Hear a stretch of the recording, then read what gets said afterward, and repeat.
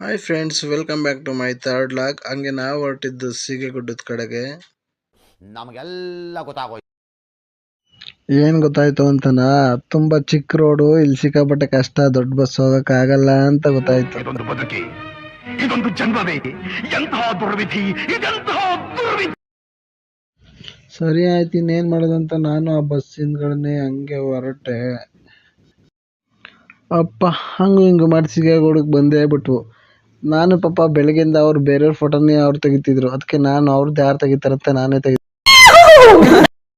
ಸರಿ ಆಯ್ತು ಅಂತ ನಾನು ಮೇಲೆ ಬಂದು ನೋಡ್ತೀನಿ. ನೋಡ್ದೇ ಇರೋರ್ಗಂತೂ ಇದೇ ಸ್ವರ್ಗ ಗುರು. ಎಲ್ರೂ 10 ಸೆಕೆಂಡ್ ಮೌನಾಚರಣೆ ಮಾಡೋಣ.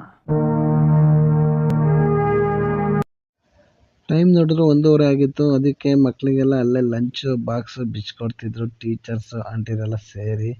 ಸರಿ ಅಂತ ನಾನು ಗಂಟೆ ಹೊಡೆದು ಅಂತ ಅಲ್ಲಿಂದ ಹೊರಟೆ. ಅಲ್ಲಿಂದ ನಾನು ಬಂದಿದ್ದೆ ಟಕ ಟಕ ಟಕ ಟಕ ಅಂತ ಎಲ್ಲ ಮೆಟ್ಲೆಲ್ಲ ಮೇಲೆ ಬಂದು ನೋಡ್ತೀನಿ ಗುರು, ಇಲ್ಲೇ ಇದೆ ಗುರು ಸ್ವರ್ಗ.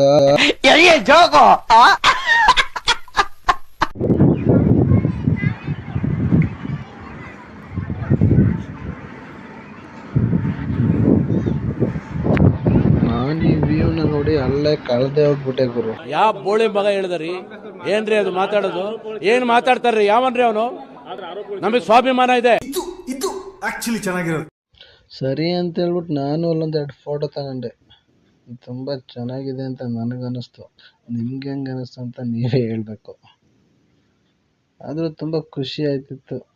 ಏನು ಮಾಡೋದು, ಯಾರಿಗೆ ಹೇಳೋದು?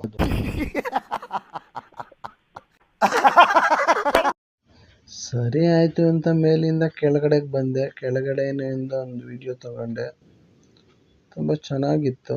ಅಲ್ಲಿಂದ ಬರೋಕ್ಕೆ ಮನಸ್ಸಿರಲಿಲ್ಲ, ಬಟ್ ಬರಬೇಕಿತ್ತು. ಸೊ ಏನು ಮಾಡೋದು, ಟೈಮ್ ಬೇರೆ ಆಗ್ತಿತ್ತು. ಸರಿ ಹೊರಡೋಣ ಅಂತ ಅಲ್ಲಿಂದ ಹೊರಟ್ವು.